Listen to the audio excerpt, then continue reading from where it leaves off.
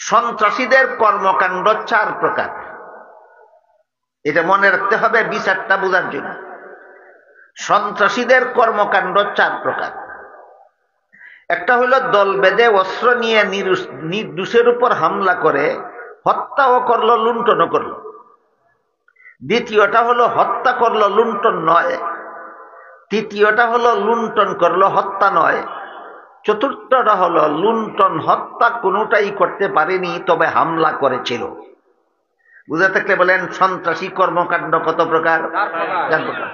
প্রথমটা হইল লুণ্ঠন হত্যাও, দ্বিতীয়টা হইল শুধু হত্যা লুণ্ঠন না, তৃতীয়টা হইল শুধু লুণ্ঠন হত্যা না, আর চতুর্থটা হইল শুধু হামলা, লুণ্ঠন না হত্যাও না। আয়াত নাযিল করে আল্লাহ বলেন, প্রথম প্রকার সন্ত্রাসীদেরকে সদল বলে শুলিতে চড়িয়ে হত্যা করতে হবে। দ্বিতীয় প্রকার সন্ত্রাসীদেরকে সদল বলে স্বাভাবিকভাবে হত্যা করতে হবে। তৃতীয় প্রকার সন্ত্রাসীদের সদল বলে এক পাশের হাত এক পাশের পা কেটে দিতে হবে। চতুর্থ প্রকার সন্ত্রাসীদেরকে সদল বলে জেলখানায় বন্দী করে দিতে হবে। মুসলমান সরকারকে আল্লাহ শিক্ষা দিয়েছেন কোরআনের আয়াতে যে প্রাথমিক অবস্থায় সন্ত্রাস দমনের এই হইল ব্যবস্থা। এবার আপনারাই বলুন, কথাটা বুঝে থাকলে, যে কোনো দেশের সরকার সন্ত্রাসী দলকে গ্রেফতার করতে পারলে এই 4 পদ্ধতির যে পদ্ধতির অপরাধ, সেই পদ্ধতির বিচার যদি সরকার করত, দুনিয়ার কোন দেশে কি সন্ত্রাসীরা থাকতে পারত?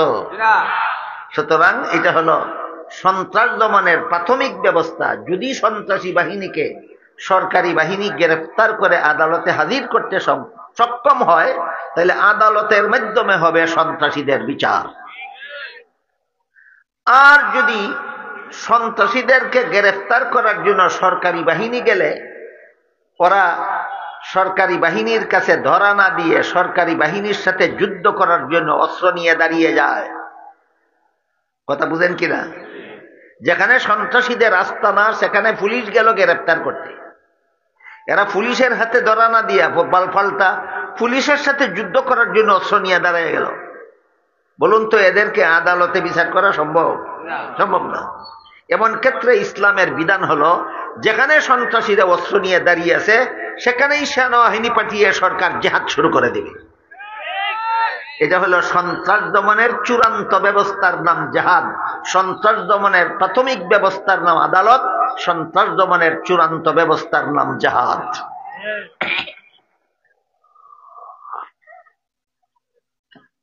হাদিস শরীফে আল্লাহ রাসূল বলেন, আল জিহাদু মাযিন ইলা ইয়াউমিল কিয়ামা।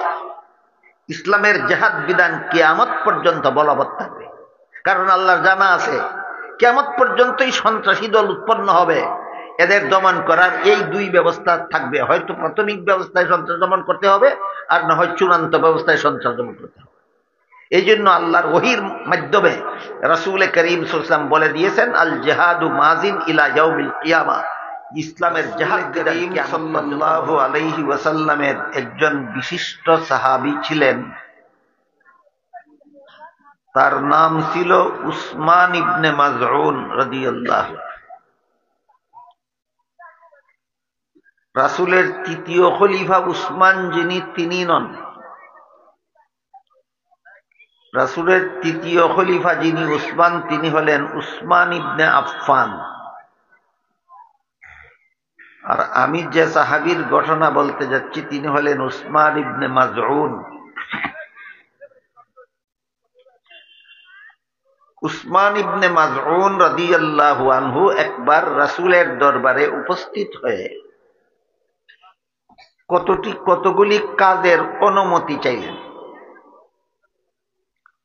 বললেন, ওগো আল্লাহর রাসূল, আপনার অনুমতি সাপেক্ষে, আপনি অনুমতি দিলে আমি এই কাজগুলি করতে চাই। 1 নম্বর কাজ হলো, আমি আমার স্ত্রীকে তালাক দিয়ে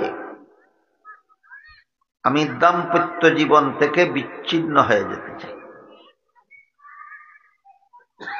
2 নম্বর, অপারেশনের মাধ্যমে আমার সন্তান জন্ম দেওয়ার ক্ষমতা বিনষ্ট করে দিতে চাই।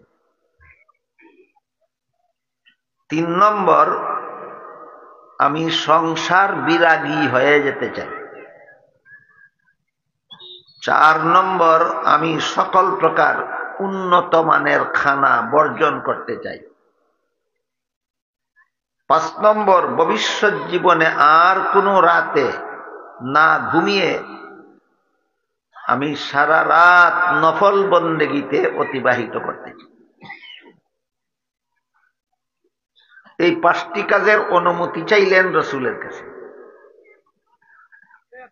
জবাবে রাসূল বলেন, আন নিকাহু মিন সুন্নতি ওয়ালা রাহবানিয়্যাতা ফিল ইসলাম। এর অর্থ হলো, তুমি স্ত্রীকে তালাক দিয়ে বিবাহ বন্ধন থেকে বিচ্ছিন্ন হয়ে যেতে চাও, অথচ বিবাহ বন্ধনে আবদ্ধ হওয়া আমি নবীর সুন্নত। তাইলে প্রস্তাবটা নবীর সুন্নতের পক্ষে হইল না বিপক্ষে হইল? বিপক্ষে। এভাবে তুমি যতগুলি প্রস্তাব করেছ, সবগুলি প্রস্তাবের সারমর্ম হলো তুমি সংসার বিরাগী হয়ে যেতে চাও। তাই জবাবে রাসূল বলেন, লা রাহবানিয়্যাতা ফিল ইসলাম। ইসলামে সংসার বিরাগী হওয়ার কোনো বিধান নেই। সংসার পরিচালনার মাধ্যমেই ইসলাম ধর্ম পালন করতে হয়।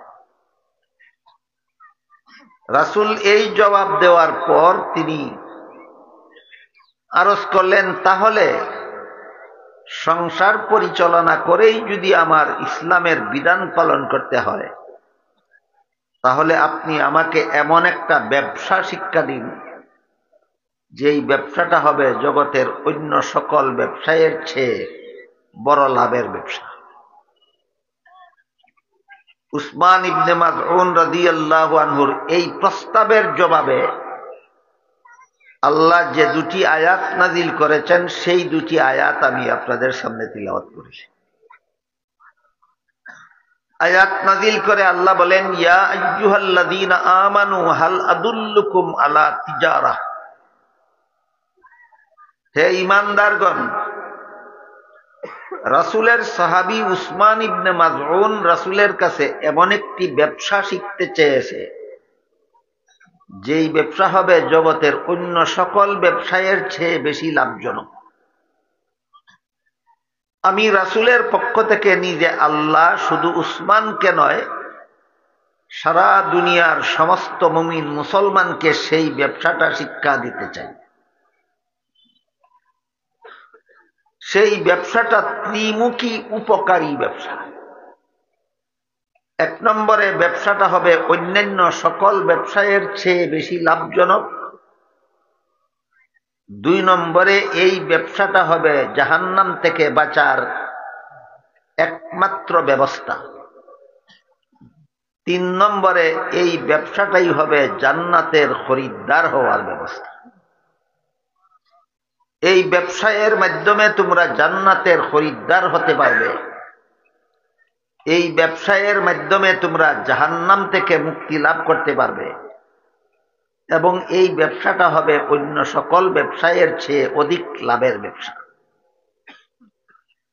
কি সে ব্যবসা, তার বিবরণ দিয়ে আল্লাহ বলেন, তুমিনুনা বিল্লাহি ওয়া রাসূলিহি ওয়া তুজাহিদুনা ফি সাবিলিল্লাহ। তোমরা আল্লাহ এবং আল্লাহর রাসূলের প্রতি ঈমান আনার পর জানে মালে আল্লাহর পথে জিহাদ করবে। এই জিহাদটাই হলো তোমাদের ত্রিমুখী উপকারী ব্যবসা। জানে মালে আল্লাহর পথে জিহাদ করাকে আল্লাহ এখানে ব্যবসা নামে আখ্যায়িত করেছে। এবং কতটা উপকারী? 3টা উপকারী। প্রশ্ন জাগে যে আমরা তো জানি জিহাদ একটা বিশেষ ইবাদত, আর ব্যবসা হলো বেচা কিনার নাম। এমন একটা ইবাদতকে আল্লাহ ব্যবসা বললেন কিভাবে? এখানে বেচা কিনার কি আছে? এই প্রশ্নের জবাব পাওয়া যায় অন্য আয়াতে। সেখানে আল্লাহ বলেছেন, ইন্নাল্লাহা আশতারা মিনাল মুমিনিনা আনফুসাহুম ওয়া আমওয়ালাহুম বিআন্না লাহুমুল জান্নাহ। এর অর্থ হলো আল্লাহ মুমিনদের জান মাল কিনে নিয়েছেন, বিনিময়ে তাদের কাছে আল্লাহর জান্নাত বিক্রি করে দিয়েছেন। কাজেই জেহাদে অস্ত্র কেনার জন্য যে সম্পদ খরচ হয় আর যুদ্ধের ময়দানে শত্রুর মোকাবেলা লড়াই করে যে সমস্ত মুসলমান মারা যায়, অস্ত্র কেনার খরচে গেল মাল, আর যুদ্ধ করতে গিয়ে শহীদ হওয়ার কারণে গেল জান। এই দুই জিনিসের বিনিময়ে আমি আমার জান্নাত তোমাদের কাছে বিক্রি করে দিলাম। এই ব্যাখ্যায় আল্লাহ জিহাদকে ব্যবসা বলেছে। এবার বলুন তো, এটা কি দুনিয়ার কোনো ব্যবসা না জান্নাত কিনার ব্যবসা? এটা হইল জান্নাত কিনার ব্যবসা। বাকি রইল এই জিহাদ, যেই জিহাদকে আল্লাহ জান্নাত কিনার ব্যবসা নামে আখ্যায়িত করেছেন, এটা কোন সময় মুসলমানদের উপর ফরজ হয়, কোন কোন মুসলমানদের উপর ফরজ হয়, কেন জিহাদ করবে, কিভাবে করবে, কাদের বিরুদ্ধে করবে, এই বিষয়গুলি সচরাচর আমাদের সমাজে আলোচনা হয় না। আলোচনা না হওয়ার কারণে সমাজে জিহাদ নিয়ে নানা রকমের ভুল ধারণার সৃষ্টি করে কিছু লোক। মূলত এই সমস্ত ইসলামের জিহাদ বিধান নিয়ে ভুল ধারণার সৃষ্টিকারী হলো বিশ্ব সন্ত্রাসী ইহুদি খ্রিস্টান। দুনিয়াতে সর্বযুগেই বিশ্ব সন্ত্রাসী দুইটা গোষ্ঠী আছে, এই দুইটা গোষ্ঠীর নাম হইল ইহুদি আর খ্রিস্টান। এই ইহুদি আর খ্রিস্টানেরা যখন জানতে পেরেছে যে ইসলামের জিহাদ চালু থাকলে সন্ত্রাস চলবে না, তাই এদের সন্ত্রাস চালু রাখার জন্য ইসলামের জিহাদ বিধানের বিরুদ্ধে সন্ত্রাসের অপবাদ রটাচ্ছে। এজন্য আমাদের পৃথক পৃথক ভাবে বোঝা দরকার যে সন্ত্রাস কাকে বলে আর জিহাদ কাকে বলে।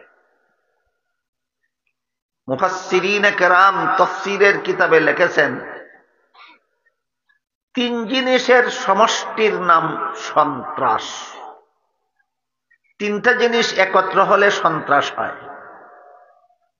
তিনটার যে কোনো দুইটা একত্র হলে সন্ত্রাস হবে না, তিনটা একত্র হইলে সন্ত্রাস হবে। যে তিন জিনিসের সমষ্টির নাম সন্ত্রাস, এর প্রথমটার নাম হলো দলবদ্ধতা। একা একা কেউ সন্ত্রাসী হতে পারে না, দল না বেঁধে। বুঝে থাকলে বলুন, সন্ত্রাস একা চলে না দল বেঁধে হয়? সন্ত্রাসের তিন কাজের প্রথম কাজ হইল দল বাঁধা, দ্বিতীয় কাজ হলো অস্ত্রের ব্যবহার। খালি হাতে দল বেঁধে সন্ত্রাসী হবে না। আপনার এখানে দল বেঁধেই বলেছে বসেছেন, কিন্তু অস্ত্র নিয়ে না, খালি হাতে, এই দলকে সন্ত্রাসী বলা যাবে। প্রথম কাজ হইল দল বাঁধা, দ্বিতীয় কাজ হইল অস্ত্রের ব্যবহার করা, তৃতীয় কাজ হইল নির্দোষের উপর হামলা করা। দল বেঁধে অস্ত্র নিয়ে নির্দোষের উপর হামলা করার নাম সন্ত্রাস। আমরা কোনোদিন যেন ভুলে না যাই, দল বেঁধে অস্ত্র নিয়ে নির্দোষের উপর হামলা করার নাম সন্ত্রাস। এই সন্ত্রাস দমনের ব্যবস্থা দিয়েছেন আল্লাহ দুইটা, একটা প্রাথমিক ব্যবস্থা আর একটা চূড়ান্ত ব্যবস্থা, এবং গ্রহণ করার দায়িত্ব দিয়েছেন সরকারকে, মুসলমান সরকার। মুসলমান দেশের সরকারের দায়িত্ব হলো সন্ত্রাস দমন করা, প্রাথমিক ব্যবস্থায় সম্ভব হলে প্রাথমিক ব্যবস্থায়, আর প্রাথমিক ব্যবস্থায় সম্ভব না হলে চূড়ান্ত ব্যবস্থায় সন্ত্রাস দমন করার দায়িত্ব মুসলমান দেশের সরকারের। কি বুঝলেন? সন্ত্রাস দমন ব্যবস্থা দুইটা, একটা প্রাথমিক একটা চূড়ান্ত। উভয় ব্যবস্থা মতো সন্ত্রাস দমন করার দায়িত্ব কার? সরকার। এই জন্য মুহাম্মদুর রাসূলুল্লাহ সাল্লাল্লাহু আলাইহি ওয়াসাল্লামের কাছে 40 বছর বয়সে যখন কুরআন নাজিল শুরু হলো, কুরআন নাজিল শুরু হওয়ার আরো দীর্ঘ 13টি বছর পর্যন্ত মক্কার সন্ত্রাসীদের হামলার শিকার হয়েছেন রাসূল। মক্কার সন্ত্রাসীদের অবর্ণনীয় জুলুম অত্যাচার সহ্য করেছেন, কিন্তু জিহাদের হুকুম আল্লাহ নাজিল করেননি। কুরআন নাজিল শুরু হওয়ার পর থেকে হিজরতের পূর্ব পর্যন্ত যে 13 বছর রাসূল মক্কায় মজলুম জীবন যাপন করেছিলেন, রাসূলের জীবনের এই অংশটাকেই রাসূলের মক্কি জিন্দেগি বলা হয়। 13 বছরের মক্কি জিন্দেগিতে রাসূল এবং রাসূলের অনুসারী নিরীহ মুসলমানেরা শুধু সন্ত্রাসীদের হামলা সহ্য করেছেন, সন্ত্রাস দমন ব্যবস্থা গ্রহণ করেননি, আল্লাহ ব্যবস্থা গ্রহণ করার অনুমতিও দেননি। তার কারণ এই 13 বছরের মক্কি জিন্দেগিতে রাসূলের কোনো সরকার ছিল না, মুসলমানদের কোনো সরকার ছিল না, এই জন্য জেহাদের হুকুম আসে। কি বুঝলাম? তাহলে জেহাদের মাধ্যমে সন্ত্রাস দমন করার দায়িত্বটা কার? সরকার।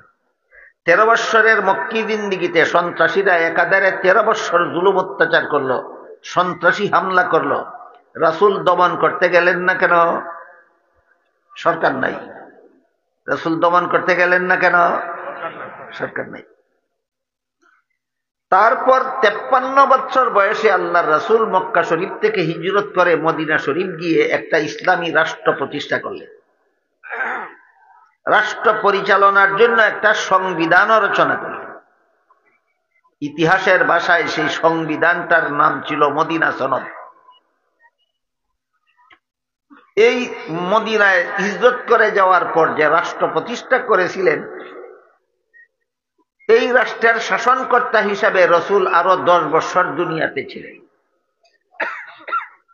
মক্কা মদিনায় বসবাসরত 10 বছরে রাসূল এই রাষ্ট্র শাসন করেছেন এবং 10 বছর পরে রাসূল ইন্তেকাল করে দুনিয়া থেকে বিদায় হয়ে গেছেন। আগের বছর রাসূল হিজরত করে মদিনা শরীফ গেলেন। পরের বছরেই মক্কার সন্ত্রাসীরা আবু জাহালের নেতৃত্বে 950 অস্ত্র সজ্জিত সন্ত্রাসী মদিনায় গিয়া মুসলমানদের উপর হামলা করার জন্য রওনা হয়ে গেল। আগের বছর রাসূল মক্কা থেকে হিজরত করে মদিনায় গেলেন, পরের বছরই মক্কার সন্ত্রাসীরা হামলা করার জন্য মদিনায় রওনা হয়ে গেল। সাথে সাথে আল্লাহ হুকুম দিলেন, আর সন্ত্রাসী হামলা নীরবে সহ্য করা নয়। সন্ত্রাসীরা মদিনার থেকে মক্কা থেকে অস্ত্র শস্ত্র নিয়ে আসতেছে তোমাদের উপর। দীর্ঘ 13 বছর মক্কায় যেভাবে জুলুম অত্যাচার করেছিল, মদিনায় এসে সেই জুলুম চালু করার জন্য। এইটা আর চালু রাখা যাবে না, এবার সন্ত্রাস দমনের জন্য আপনি জিহাদে বের হয়ে যান। রাসূল করিম সাল্লাল্লাহু আলাইহি ওয়াসাল্লাম মদিনা শরীফ থেকে প্রায় নিরস্ত্র 313 জন নিরীহ মুসলমানদেরকে নিয়ে মোকাবেলার জন্য রওনা হয়ে গেলেন। বদরের প্রান্তরে উভয় পক্ষ মুখামুখি। সন্ত্রাসীদের পক্ষে 950 আর রাসূলের পক্ষে 313। ওরা অস্ত্র সজ্জিত, এরা সামান্য নাম কাওয়াস্তে সামান্য কিছু অস্ত্র, আর বাকি সব নিরস্ত্র। এই অবস্থায় সন্ত্রাসীদের সাথে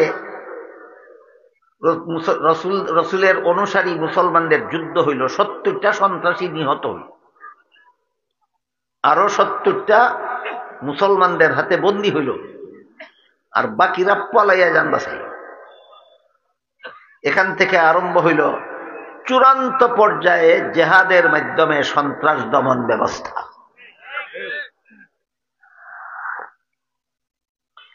এই কাহিনীর মাধ্যমে আমি আপনাদেরকে বুঝাবার চেষ্টা করেছি যে সন্ত্রাস দমন করার দায়িত্ব বর্তায় সরকারের উপর। সন্ত্রাস দমন করার দায়িত্ব বর্তায় মুসলমান সরকারের উপর। মুসলমান সরকার যদি সন্ত্রাস দমনের ব্যবস্থা গ্রহণ না করে, তাহলে এই দেশে যত সন্ত্রাসী কর্মকাণ্ড ঘটবে সবগুলির সমান গুনাহ একা সরকারের আমলনামায় লেখা হবে। সারা দেশের সন্ত্রাসীরা সন্ত্রাসী কর্মকাণ্ড করে কিয়ামতের দিন আল্লাহর কাছে যে শাস্তি পাবে, একা সরকারকে সকল সন্ত্রাসীদের সমান শাস্তি পরকালে বহন করতে হবে। এটা হলো সন্ত্রাস দমনের চূড়ান্ত ব্যবস্থা। আরেকটা হলো সন্ত্রাস দমনের প্রাথমিক ব্যবস্থা, সেই দায়িত্বটাও সরকারের। এবার সন্ত্রাস দমনের প্রাথমিক ব্যবস্থার বিবরণ শুনুন। রাসূল করিম সাল্লাল্লাহু আলাইহি ওয়াসাল্লাম মদিনায় অবস্থানকালে, এখন রাসূলের সরকার আছে, রাসূলের প্রতিষ্ঠিত দেশ আছে, এমতাবস্থায় বাহরাইন থেকে একদল মানুষ, তাদের বংশের নাম ছিল উরাইনা বংশ। বাহরাইন থেকে উরাইনা বংশের একদল মানুষ মদিনায় এসে রাসূলের সাথে সাক্ষাৎ করে, তারা কলেমা পড়ে মুসলমান হয়। মুসলমান হওয়ার পরে তারা রাসূলের কাছে আবেদন করলো যে আমরা যারা আপনার কাছে এসেছি, আমাদের সবাই কঠিন একটা পেটের পীড়ায় ভুগতেছি, পেটের অসুখে ভুগতেছি, কোনো চিকিৎসায় সারে না। আপনার কাছে এর কোনো ভালো ব্যবস্থা থাকলে আমাদেরকে দিতে পারে। রাসূল বললেন, তোমাদের এই পেটের পীড়ার চিকিৎসা হিসাবে মদিনা শহরের বাইরে আমার রাখাল মরুভূমিতে উটের রাখালি করে, ওই রাখালের কাছে গিয়ে তোমরা দিনে রাতে বসবাস করবা, রাখালের সাথে উটের পালের রাখালি করবা, আর প্রতিদিন নিয়মিত উটের দুধ পান করবা, সাথে কিছু উটের পেশাব পান। প্রশ্ন জাগে, পেশাব পান করা তো হারাম, রাসূল এই হারাম জিনিস পান করার অনুমতি দিলেন কিভাবে? এই প্রশ্নের জবাব হলো, কারো কোনো কঠিন রোগ যদি অন্য কোনো চিকিৎসায় সারে না, শুধু একটা হারাম জিনিস ব্যবহার করলে সারে এমন কোনো বিজ্ঞ লোক যদি বলেন, তাহলে তার কথা মতো শুধু রোগের চিকিৎসার জন্য সীমিত সময়ে এই হারাম জিনিস ব্যবহার করা যায়। তাই রাসূল যে তাদেরকে এই কঠিন পেটের পীড়ার চিকিৎসার জন্য বললেন, যেহেতু আর কোনো চিকিৎসায় তাদের এটা সারে না তারা বলেছিল, এই জন্য আল্লাহ রাসূল উটের দুধ পান করার সাথে সাথে উটের কিছু পেশাব পান করারও ব্যবস্থা দিয়েছিলেন। রাসূলের নির্দেশ মতো তারা শহরের বাইরে মরুভূমিতে রাখালের সাথে উটের রাখালি করে, আর প্রতিদিন দিনে রাতে সেখানে থাকে, এবং প্রতিদিন উটের দুধও পান করে, সাথে উটের কিছু পেশাবও পান করে। এইভাবে কিছুদিন যাওয়ার পর তাদের সকলের পেটের পীড়া ভালো হয়ে গেল। তাইলে রাসূলের দেওয়া ব্যবস্থাটা বেঠিক ছিল না সঠিক? রাসূলের দেওয়া ব্যবস্থাটা সঠিক ছিল। সুস্থ হওয়ার পরে তারা রাসূলের সেই রাখালকে 4টা হাত পা একসাথে কেটে দিল। রাখালের 4 হাত পা কেটে দিল, হাতের দ্বারা না অস্ত্রের দ্বারা? অস্ত্রের দ্বারা। এরা একজন লোক এসেছিল না দল বেঁধে? খালি হাতে এসেছিল না অস্ত্র নিয়ে? রাখালে দোষ করেছিল না নির্দোষ? এই দেখেন, দল বেঁধে অস্ত্র নিয়ে নির্দোষের উপর হামলা করলো, এর নামই সন্ত্রাস। তরবারি দ্বারা রাখালের 4 হাত পা কেটে দেওয়ার পর খেজুর গাছের কাটা দ্বারা খুঁচিয়ে খুঁচিয়ে রাখালের চক্ষু অন্ধ করে দিল। এরপরে রাখালের শিরুচ্ছেদ করে দিল, গর্দান থেকে মাথা আলাদা করে দিল। ইসলাম ধর্ম যে গ্রহণ করেছিল, ইসলাম ধর্ম বর্জন করে মুরতাদ হয়ে গেল। তারপরে যে উটের পালের রাখালি করত রাখাল, ওই উটের পালকে ছিনতাই করে নিয়ে তারা যেই দেশ থেকে এসেছিল সেই দেশের পথে রওনা হয়ে গেল। কোন দেশ থেকে এসেছিল? বাহরাইন। রওনা হয়ে গেল। এই সংবাদ মদিনা শরীফে রাসূলের কাছে পৌঁছা মাত্র রাসূল একদল অশ্বারোহী সাহাবাদের পাঠালেন। ঘোড়ায় সোয়ার হয়ে একদল সাহাবা দ্রুত গতিতে তাদের পথে, বাহরাইনের পথে অগ্রসর হয়ে তারা তাদের দেশে পৌঁছার আগেই রাস্তার মধ্যে এদেরকে সবাইকে গ্রেফতার করে ছিনতাই করা উট সহ রসুলের দরবারে মদিনায় হাজির করে দিলেন। এই সন্ত্রাসীদের বিচার কি হবে এর দিক নির্দেশনা দিয়ে আল্লাহ পাক রব্বুল আলামিন সূরা মায়েদার 33 নম্বর আয়াত নাযিল করেন।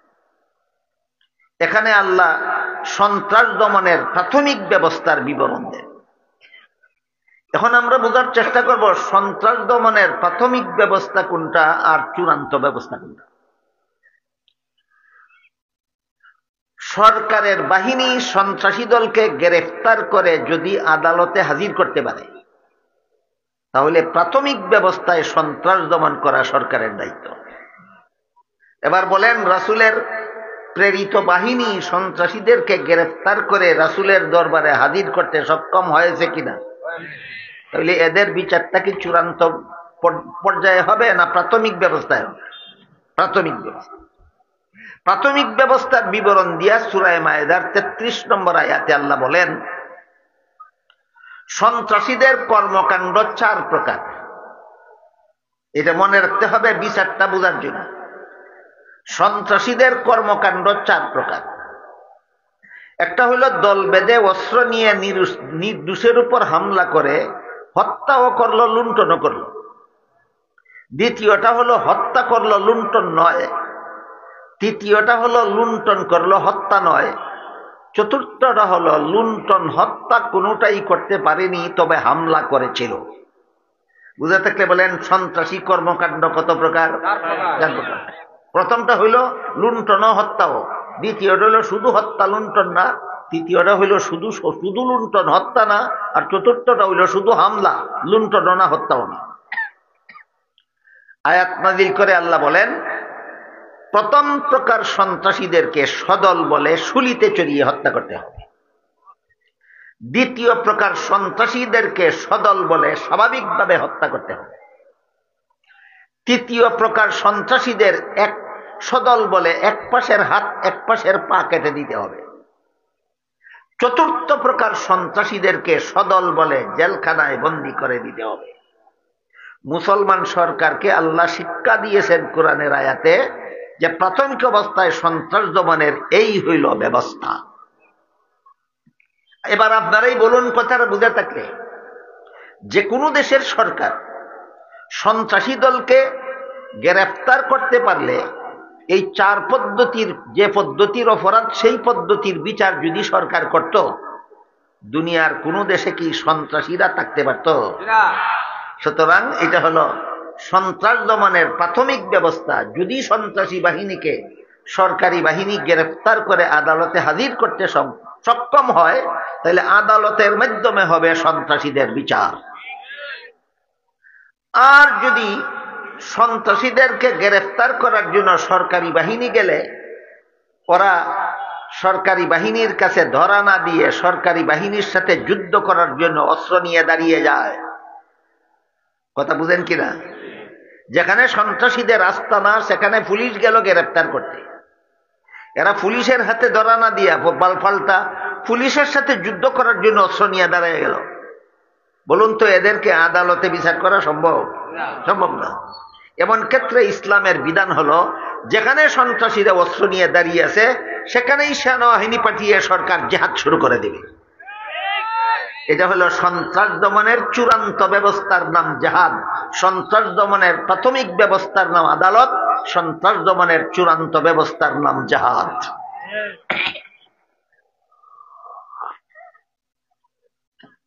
হাদিস শরীফে আল্লাহ রাসূল বলেন, আল জিহাদু মাযিন ইলা ইয়াউমিল কিয়ামা। ইসলামের জিহাদ বিধান কিয়ামত পর্যন্ত বলবৎ থাকবে। কারণ আল্লাহর জানা আছে কিয়ামত পর্যন্তই সন্ত্রাসী দল উৎপন্ন হবে, এদের দমন করার এই 2 ব্যবস্থা থাকবে। হয়তো প্রাথমিক ব্যবস্থায় সন্ত্রাস দমন করতে হবে, আর না হয় চূড়ান্ত ব্যবস্থায় সন্ত্রাস দমন করতে হবে। এই জন্য আল্লাহর ওহীর মাধ্যমে রাসূল করিম সাল্লাল্লাহু আলাইহি ওয়াসাল্লাম বলে দিয়েছেন, আল জিহাদু মাযিন ইলা ইয়াউমিল কিয়ামা। ইসলামের জিহাদ বিধান কিয়ামত পর্যন্ত বলবৎ থাকবে। এতক্ষণে আমরা বুঝেছি ইসলামের জিহাদ বিধান প্রবর্তন হলো কেন? জবাব হইল সন্ত্রাস দমন করার জন্য। ইসলামে জিহাদের বিধান দেওয়া হলো কেন? সন্ত্রাস দমন করার জন্য। এই সন্ত্রাস আবার দুই রকমের আছে, একটাকে বলে তথ্য সন্ত্রাস আর একটার নাম হলো অস্ত্র সন্ত্রাস। আমার কথা বুঝে থাকলে বলুন, সন্ত্রাস আবার কত প্রকার? একটার নাম তথ্য সন্ত্রাস আর একটার নাম অস্ত্র সন্ত্রাস। উভয় সন্ত্রাসের বিরুদ্ধেই হয়তো আদালতে বিচার করতে হবে, আর না হয় জিহাদ লাগবে। এবার আমরা বোঝার চেষ্টা করি তথ্য সন্ত্রাস কাকে বলে। তথ্য সন্ত্রাস বলে দল আছে, অস্ত্র আছে, হামলাও আছে, কিন্তু হামলাটা মুসলমানের শরীরের উপর করে না। হামলাটা অস্ত্রের বলে দলের মাধ্যমে মুসলমানদের ইসলামী বিধিবিধান, ইসলামের আকীদা বিশ্বাসের উপর হামলা করে। যারা অস্ত্রের বলে এবং দলের মাধ্যমে ইসলামের বিধিবিধানের উপর হামলা করে তথ্যের মাধ্যমে, এটার নাম তথ্য সন্ত্রাস। যেমন আল্লাহ পাক রব্বুল আলামিন সূরা আহজাবের 33 নম্বর আয়াতের শুরুতে মুসলমান মহিলাদের সম্বোধন করে বলেন, ওয়াকারনা ফি বুয়ুতিকুন্না, মুসলমান মহিলারা তোমরা বসবাসের ঘরে থাকো। এটা ইসলামের বিধান। মুসলমান মহিলারা বসবাসের ঘরে থাকবে, এটা ইসলামের বিধান। এর বিরুদ্ধে বিশ্ব সন্ত্রাসী ইহুদি খ্রিস্টানেরা যে তথ্য সন্ত্রাস চালিয়েছে সেটা হলো পুরুষ পথে ঘাটে, হাটে মাঠে, শহরে বন্দরে যেখানে সেখানে বিচরণ করতে পারে, মহিলা বসবাসের ঘরে বসে থাকবে কেন? এটা তো মহিলাদের প্রতি অবিচার। এই যে মহিলারা বসবাসের ঘরে থাকাকে মহিলাদের প্রতি অবিচার নামে আখ্যায়িত করা, ইসলামের বিধানের বিরুদ্ধে তথ্য সন্ত্রাস। ইসলামের বিধানের বিরুদ্ধে তথ্য সন্ত্রাস। এই তথ্য সন্ত্রাসের মূল হুতারা হলো ইহুদি খ্রিস্টান। বর্তমান মুসলমান সমাজেও কিছু জ্ঞান পাপী আছে, এরাও ইহুদি খ্রিস্টানের সুরে সুর মিলিয়ে বলে পুরুষ পথে ঘাটে, হাটে মাঠে যেখানে সেখানে বিচরণ করতে পারে, মহিলা বসবাসের ঘরে বন্দিশালা হয়ে বসে থাকবে কেন? এই ধরনের কথা যে সমস্ত মুসলমানেরা বলে, এরা নিঃসন্দেহে বিশ্ব সন্ত্রাসী ইহুদি খ্রিস্টানদের দালাল। যেহেতু আমাদের সরকার নাই, সন্ত্রাস দমন করার মন মানসিকতা সম্পন্ন সরকার নাই, তাই আমরা তথ্য সন্ত্রাসের জবাব তথ্যের মাধ্যমেই দিতে হবে। এটাই আলেমদের দায়িত্ব। তাই এই তথ্য সন্ত্রাসের জবাবটাও আমি আপনাদেরকে শোনাচ্ছি। আল্লাহ সৃষ্টিগতভাবেই মহিলাদেরকে 5টা দায়িত্ব দিয়েছেন আলাদা, যেটার একটাও কোনো পুরুষে করার ক্ষমতা রাখে না। মহিলাদের 5টা দায়িত্ব আলাদা আছে, যার একটা দায়িত্ব পালন করারও ক্ষমতা কোনো পুরুষের নাই। 1 নম্বর, প্রতি মাসে মাসে মাসিক ঋতুস্রাবের ঝামেলা সহ্য করা। এই দায়িত্বটা একচেটিয়া ভাবে আল্লাহ মহিলাকে দিয়েছে। 2 নম্বর, প্রতিটি সন্তানকে গর্ভে ধারণ করা। এটাও একচেটিয়া ভাবে আল্লাহ মহিলাদের দিয়েছে। 3 নম্বর, প্রতিটি সন্তান প্রসবের কষ্ট সহ্য করা। এটাও আল্লাহ একচেটিয়া ভাবে মহিলাদেরকে দিয়েছে। 4 নম্বর, প্রতিটি সন্তানকে স্তনের দুধ পান করানো। এই দায়িত্বটাও একতরফা ভাবে মহিলাদের। 5 নম্বর, সন্তান নিজে নিজে চলাফেরা করার পূর্ব পর্যন্ত সন্তানের লালন পালন করা। এটাও একচেটিয়া ভাবে মহিলাদের দায়িত্ব। বুঝে থাকলে বলুন, ইসলামের বিধানে মহিলাদের আলাদা দায়িত্ব আছে কতগুলি? 5টা। এই 5 দায়িত্বের একটাও কোনো পুরুষে পালন করার ক্ষমতা রাখে না। এমত অবস্থায় বলুন তো, মাসিক ঋতুস্রাব চলাকালে সারাদিন অফিসের চেয়ারে বসে থাকা সুবিধা না বসবাসের ঘর সুবিধা? সন্তান গর্ভে নিয়ে খেতে খামারে পুরুষের কাঁধে কাঁধ বিলিয়ে কাজ করা সুবিধা না বসবাসের ঘর সুবিধা? সন্তান প্রসবের সময় হাট বাজার দোকানপাট সুবিধা না বসবাসের ঘর সুবিধা?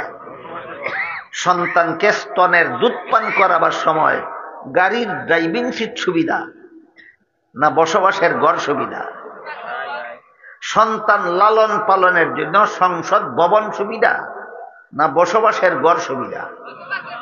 তাহলে আল্লাহ যে মহিলাদেরকে বসবাসের ঘরে থাকতে বলেছেন, এটা কি বন্দিশালা হিসাবে না কর্মস্থল? এটা হলো সন্ত্রাসীদের তথ্য সন্ত্রাসের জবাব। আমরা যেহেতু আমাদের সন্ত্রাস দমন উপযোগী সরকার নাই, থাকলে আমরা জিহাদ করতাম। যেহেতু সন্ত্রাস দমনের উপযোগী সরকার নাই, তাই এই তথ্য সন্ত্রাসের জবাব আমরা তথ্য ভিত্তিতেই দেওয়া আলেমদের দায়িত্ব। আরেকটা তথ্য সন্ত্রাসের উদাহরণ দিচ্ছি আপনাদের। পবিত্র কোরআনের সূরা নিসা এর 11 নম্বর আয়াতে আল্লাহ বলেন, ওয়ালিদ যাকারি মিসলু হাজ্জিল উনসায়াইন। এর মর্ম হলো পিতামাতা মারা গেলে পিতামাতার তেজ্য সম্পদে ছেলে পাবে 2 অংশ, মেয়ে পাবে 1 অংশ। ইসলামের এই বিধানটা আরো শুনেছেন কোনদিন? আজকে নতুন শুনলেন?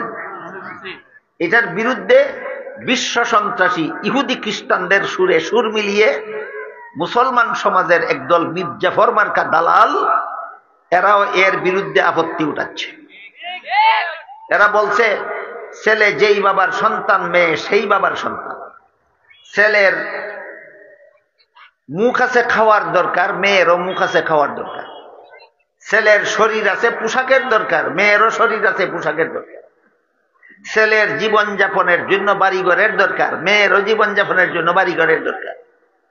এমত অবস্থায় একই বাবার সন্তান হওয়া সত্ত্বেও ছেলেকে 2 অংশ দিয়া মেয়েকে 1 অংশ দেওয়া, এটা নিশ্চিত নারীর প্রতি ইসলামী বিধানের অবিচার।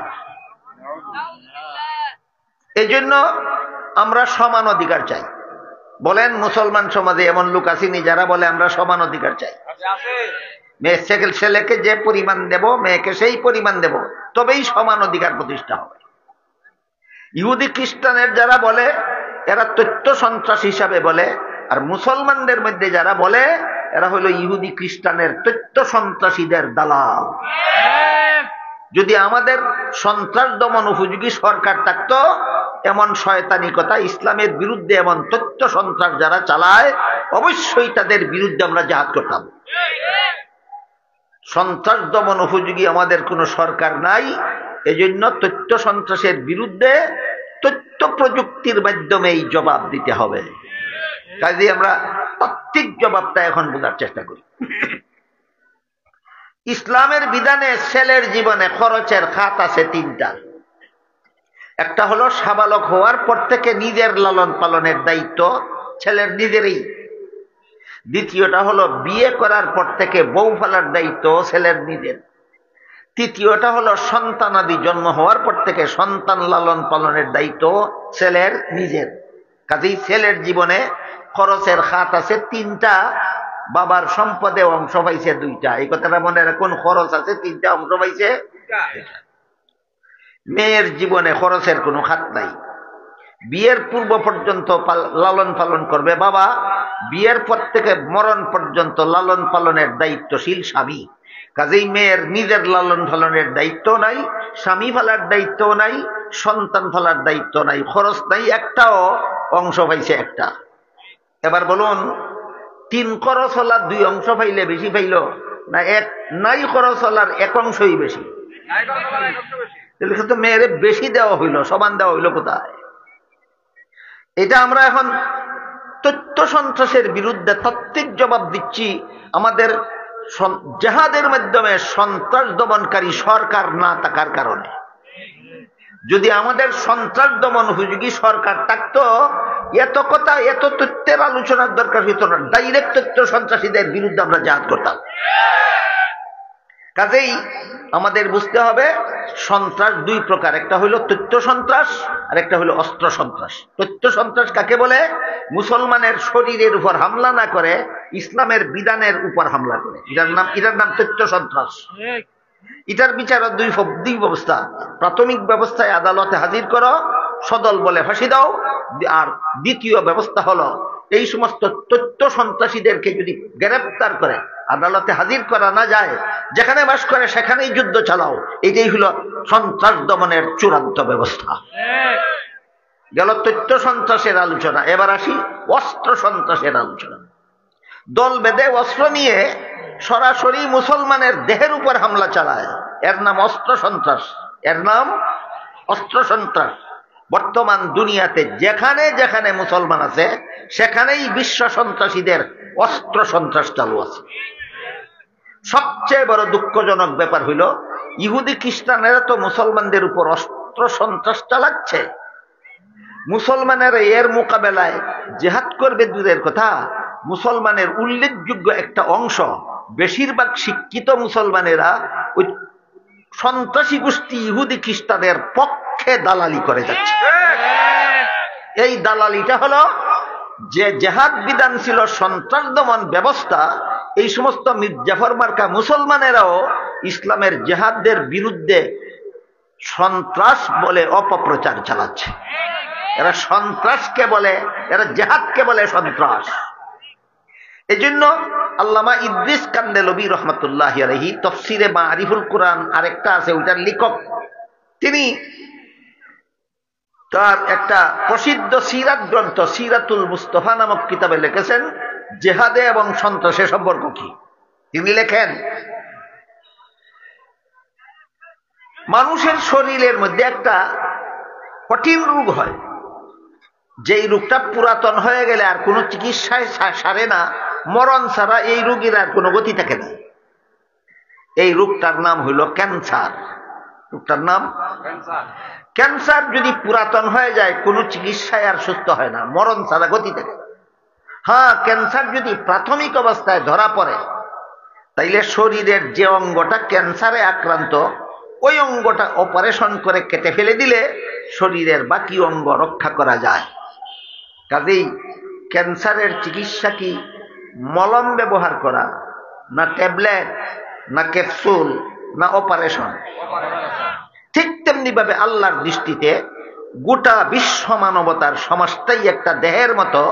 এই মানব সমাজের সন্ত্রাসী দল হলো ক্যান্সারের মতো, আর ইসলামের জেহাদ বিধান হইল এই সন্ত্রাস নামক ক্যান্সারের অপারেশন। আবার বলি, আল্লাহর দৃষ্টিতে মানুষের সমাজটা একটা শরীরের মতো। এই সমাজে যতগুলি সন্ত্রাসী আছে সবগুলি সমাজ দেহের ক্যান্সার, আর ইসলামের জেহাদ বিধান এই সন্ত্রাস নামক ক্যান্সারের অপারেশন। তাহলে জেহাদ সন্ত্রাস না সন্ত্রাস দমন ব্যবস্থা? তাহলে জেহাদকে সন্ত্রাস বলা, যেই পুলিশে চুর ধরে এই পুলিশকে চুর বলার মতো। যেই পুলিশের দায়িত্ব চুরকে গ্রেফতার করা, এই পুলিশে যদি চুর কয় তাহলে অবাধে চুরেরা চুরি করতে পারবে। ঠিক তেমনি ভাবে বিশ্ব সন্ত্রাসীরা যে জেহাদ ছিল সন্ত্রাস দমন ব্যবস্থা, এই জেহাদকে যখন সন্ত্রাস বলা শুরু করেছে তখন বিশ্ব সন্ত্রাসীরা অবাধে ইসলামের জেহাদকে জব্দ করে দিয়ে, স্তব্ধ করে দিয়ে অবাধে সারা বিশ্বে বর্তমানে এই সন্ত্রাসী কর্মকাণ্ড চলছে। 2001 সালের 11 সেপ্টেম্বর 2001 সালের 11 সেপ্টেম্বর বিশ্ব সন্ত্রাসী আমেরিকা আফগানিস্তানের মুসলমানদের উপর সন্ত্রাসী হামলা চালালো। মনে আছে কারো আপনাদের? কোন দোষ ছিল আফগানি মুসলমানদের? কোন দোষ? নির্দোষ। আমেরিকার লাল কুত্তারা একা একা এসেছিল আফগানিস্তান, না দল বেঁধে? খালি হাতে এসেছিল না অস্ত্রে নিয়ে? দোষীর উপর হামলা করেছিল না নির্দোষ? পাওয়া গেল কিনা সন্ত্রাস? তাহলে আফগানিরা সন্ত্রাসী না আমেরিকানরা সন্ত্রাসী? নিরীহ নির্দোষ মুসলমানদেরকে সন্ত্রাসী বলে কেন? বিশ্ব মানবতার বিবেকের চোখে ধুলা পড়া দেওয়ার জন্য। সবচেয়ে বড় দুঃখজনক ব্যাপার হইল, আফগানিস্তানের উপর হামলা করার আগে আমেরিকান সন্ত্রাসী গোষ্ঠী পাকিস্তান সরকারের কাছে অনুমতি চেয়েছে যে আমরা আফগানিদের উপর হামলা করতে গিয়া তোমাদের জলপথ ব্যবহার করব। পাকিস্তানের জলপথ, পাকিস্তানের স্থলপথ, পাকিস্তানের আকাশপথ ব্যবহার করার অনুমতি চাইছিল। পাকিস্তান সরকার বিশ্ব সন্ত্রাসী আমেরিকাকে অনুমতি দিয়া দিছিল, আমাদের জলপথ ব্যবহার করো, আমাদের স্থলপথ ব্যবহার করো, আমাদের আকাশপথ ব্যবহার করো, আফগানি মুসলমানদেরকে ইচ্ছা মতো মারো, আমাদেরকে মারবা না। বলেন, আমেরিকার হামলার জন্য বেশি দুঃখ না পাকিস্তান সরকারের মতো মির্জাফরের জন্য বেশি দুঃখ? এই সমস্ত মির্জাফরদের কারণে ইসলামের জেহাদ বিধান বাস্তবায়ন করা যাচ্ছে না, পৃথিবীর মাটি থেকে সন্ত্রাসকে নির্মূল করা যাচ্ছে না।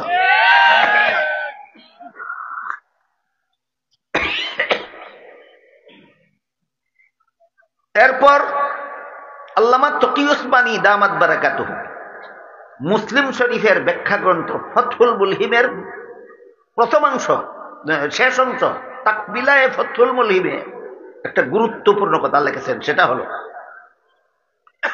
কিয়ামত পর্যন্ত পৃথিবীতে সন্ত্রাস চলতেই থাকবে। দমন করার দায়িত্ব সরকারের। সরকার যদি সেই দায়িত্বের ব্যাপারে উদাসীন হয়, সরকার জানেই না তার দায়িত্ব যে সন্ত্রাস দমনের এই দুইটা ব্যবস্থার কোন একটা ব্যবস্থা গ্রহণ করা। আমার তো মনে হয় বর্তমান দুনিয়ার একটা দুইটা দেশ বাদ দিলে বাকি সারা দুনিয়ার সমস্ত দেশের সরকাররা সন্ত্রাস দমনের দায়িত্ব নিয়ে মাথা গামায় না। মাথা গামায় জীবন বর গদিটাকে ফেরাউনের মতো কামড় দিয়া দইরা রাখার জন্য। আল্লাহর রাসূল বলেন, আল্লাহ কুল্লুকুম রাইন ওয়া কুল্লুকুম মাসউলুন আন রাইয়াতিহি। গদিতে যারা বসা থাকো, 2 দিন বসা থাকো আর 2 বছর বসা থাকো, 2 যুগ বসা থাকো আর জীবন বর বসা থাকো, যতদিন পর্যন্ত তুমি গদিতে বসা ছিলে ততদিন পর্যন্ত যত রকমের অপকর্ম তোমার দেশে চলবে আর তুমি এগুলি দমন করবা না, সারা দেশের সমস্ত মানুষ যত অপকর্ম কিনা যত শাস্তি কিয়ামতের দিন আল্লাহর কাছে পাবে। যেই সরকারে দেশের অপকর্ম বন্ধ করলো না, একা সেই সরকারকে সকল অপকর্মকারীদের সমান শাস্তি পরকালে ভোগ করতে হবে। কাজী গদি খামড় দিয়া দইরা রাখাতে লাভ নাই যদি নিরীহ মানুষকে সন্ত্রাসের হাত থেকে রক্ষা করা না যায়। ফেরাউন কি মিশরের গদি কামড় দিয়া ধরে রাখছিল না? কতদিন? 400 বছর। বলুন, ফেরাউন মিশরের শাসন ক্ষমতা গদি কামড় দিয়ে ধরে রেখেছিল কতদিন?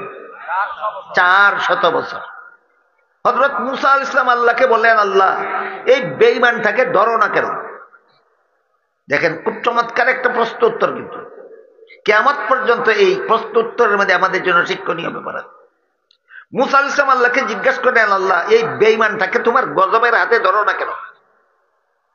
আল্লাহ মুসা আলাইহিস সালামকে বললেন, মুসা আমি ধরব, আমি ছেড়ে দেই না, ছাড় দেই। কি দেই না কি দেই? ছেড়ে দেই না, ছাড় দেই। আমি ছেড়ে দেব না, তারে ধরবো। তবে ধরতে একটু দেরি করছি কেন, ছাড় দিছি কেন? শুনো, এই বেঈমানে নিজেরা খোদা দাবি করার আগে তার বাড়িতে যে একটা গেট নির্মাণ করেছিল, সেই গেটের মধ্যে খুদাই করে বিসমিল্লাহ লিখেছিল। সেই খুদাই করা বিসমিল্লাহটা তার গেটে এখনো লেখা আছে। এই যে আমার নামটা গেটে লিখেছিল, আমার নামটা এখনো গেটে রয়ে গেছে, এই জন্য একটু ছাড় দিয়েছি, ছেড়ে দিছি না। যেদিন ধরব সেদিন থেকে আর রক্ষা হবে না। যেদিন ধরব সেদিন থেকে আর রক্ষা হবে না। শেষ পর্যন্ত আল্লাহ যেদিন ধরলেন, লোহিত সাগরের তলায় পরে যখন নাকানি চুবানি খাওয়া শুরু হইল, ফেরাউন বলতে লাগলো, আমি খোদা নই, মুসার খোদাই খোদা। জিবরিল সাগরের তলার থেকে কাদা মাটি মুখ দিয়ে ঢুকাইয়া বলল, আল আন ওয়াকাদ কাফারতা মিন কাবলু, এতক্ষণে মনে হইছে তুই খোদা না কবার, এতদিন 400 বছর ছিলে কোথায়? বুঝে থাকলে বলেন, গদি কামড় দিয়া ধইরা রাখাই জীবন সার্থক? যদি হইতো গদিটারে কামড় দিয়া ধইরা রাখতে পারার নাম যদি সার্থকতা হইতো, ফেরাউন বর্তমান দুনিয়ার ফেরাউনদের আগে সার্থক হইয়া যেত। এই জন্য আল্লামা তকি উসমানী তাকবিলায়ে ফতহুল মুলহিম কিতাবে লিখেছেন, কিয়ামত পর্যন্ত সন্ত্রাস দমনের দায়িত্ব যেহেতু সরকারের, সরকার যদি এই দায়িত্বের খবরও রাখে না, সরকার শুধু গদিটা কামড় দেয়া দুইটা রাখার দায়িত্ব বুঝে, সন্ত্রাস দমনের দায়িত্ব বুঝে না, এমত অবস্থায় মুসলমানদের কি করতে হবে, করণীয়টা কি হবে? তিনি লিখেছেন, দেখো তোমার সমাজের অবস্থা যদি মক্কি জিন্দিগির মতো হয় তাহলে মক্কি জিন্দিগির মতো বরদাস্ত করবে, আর তোমার সমাজের অবস্থাটা যদি মদনী জিন্দিগির মতো হয় তাহলে স্বয়ং সরকারের বিরুদ্ধেও তোমাদেরকে জেহাদে নামতে হবে। তাহলে যে কোনো মুহূর্তেই জেহাদে নামতে হবে না, মক্কি জিন্দিগি আর মদনী জিন্দিগির আদর্শ স্মরণ রাখতে হবে? মক্কি জিন্দিগির কি আদর্শ ছিল? যে আমার সরকারও নাই, আমার যারা শাসন করে এদের মোকাবেলা করার মতো অস্ত্রও নাই, সৈনিকও নাই, এমত অবস্থায় আল্লাহ বলেন লা তুলকু বিআইদিকুম ইলা তাহলুকা, তোমরা নিজেরা নিজেদের ধ্বংসের পথে ঠেলে দিও না। এই আয়াতের দুই তাফসীর। লা তুলকু বিআইদিকুম ইলা তাহলুকা, এই আয়াতের তাফসীর, এই অর্থ হলো হে মুসলমানেরা তোমরা নিজেদের হাতে নিজেরা ধ্বংসের মুখে ঠেলে দিও না। কিন্তু তাফসীর দুইটা উল্টা পাল্টা। এক তাফসীর হলো তোমরা যে সমাজে বাস করো এই সমাজের অবস্থা যদি মক্কি জিন্দেগির মতো হয় আর জেহাদের ঘোষণা করে বসো তাহলে ধ্বংস হয়ে যাইবা। তোমাদের সৈনিক নাই, অস্ত্র নাই, পরিবেশ পরিস্থিতিও নাই, তোমাদেরকে কচু কাটা দিবে। কাজে এই অবস্থায় তোমরা জেহাদের ঘোষণা দিলে তোমরা নিজেদেরকে নিজেরা ধ্বংসের মুখে ঠেলে দিবা। এই অবস্থায় মক্কি জিন্দেগির আদর্শ গ্রহণ করো, ধৈর্যের সাথে দাওয়াত ও তাবলীগের কাজ চালাও। আর যদি অবস্থা এমন হয় যে তোমাদের ওই ইংরেজ সরকারের বিরুদ্ধে যেভাবে ভারতের 10 কোটি মুসলমান একসাথে জেহাদে নেমে পড়েছিল, আমাদের স্বাধীনতা আন্দোলন, ভারতীয় উপমহাদেশের স্বাধীনতা আন্দোলন, শাহ আব্দুল আজিজ ফতোয়া দিলেন ইংরেজ সরকারের বিরুদ্ধে জেহাদ ঘোষণা করলাম, একটা মুসলমানের জন্য জেহাদে অংশগ্রহণ না করে বেঁচে থাকা হালাল হবে না। শাহ আব্দুল আজিজের ফতোয়ার ভিত্তিতে তৎকালীন উপমহাদেশের 10 কোটি মুসলমান একসাথে সরকারের বিরুদ্ধে জেহাদে ঝাঁপিয়ে পড়েছিল। শেষ পর্যন্ত আল্লাহ বিজয় দান করেছেন। কারণ ওই সময় এমন পরিবেশ পরিস্থিতি ছিল, ইংরেজ সরকারের বিরুদ্ধে যুদ্ধ করার, লড়াই করার মতো সেনাবাহিনীও ছিল, অস্ত্রও ছিল, বিদেশি সাহায্য সহযোগিতার প্রতিশ্রুতিও ছিল। তাই তকি উসমানী তকমিলার মধ্যে লিখেছেন, যদি এই রকম পরিবেশ পরিস্থিতি পাও যে সরকার বদ্দিন, সরকার ইহুদি খ্রিস্টানের দালাল, সরকার নিজেই ইসলামী বিধানের বিরুদ্ধে বিদ্রোহ করে, তাইলে দেখো মদনী জিন্দেগিতে রাসূল যে সুযোগ সুবিধা পেয়েছিলেন তোমাদের হাতে সেই সুযোগ সুবিধা আছে কিনা, তোমরা সেই রকম অস্ত্র, তাদের মোকাবেলা করার মতো অস্ত্র তোমাদের আছে কিনা, তাদের মোকাবেলা করার মতো সেনাবাহিনী তোমাদের আছে কিনা। যদি থাকে তাহলে জেহাদে ঝাঁপিয়ে পড়ো। এমত অবস্থায় জেহাদ না করলে তোমরা নিজেদেরকে নিজেরা ধ্বংসের মুখে ঠেলে দিলে। কাজেই তোমরা নিজেরা নিজেদেরকে ধ্বংসের মুখে ঠেলে দিও না। এই আয়াতের দুই তাফসীর। এক তাফসীর হলো মুক্তি জীবনের পরিবেশ যদি হয় তাহলে জেহাদের ঘোষণা দিলে ধ্বংস হইবা, আর মদনী জিন্দেগির পরিবেশ যদি হয় তাহলে জেহাদ ঘোষণা না করলে তোমরা বিপদগ্রস্ত হইবা। আল্লাহ আপনাদের আমাদের সবাইকে রাসূলের মক্কি জিন্দেগির অবস্থা বিবেচনায়, মদনী জিন্দেগির অবস্থা বিবেচনায়, হয়তো দাওয়াত ও তাবলীগের মাধ্যমে আর না হয় জিহাদের মাধ্যমে ইসলামের জান্নাকে বুলন্দ রাখার তৌফিক দান করুন। সবাই বলুন আমিন। সুবহান রাব্বি।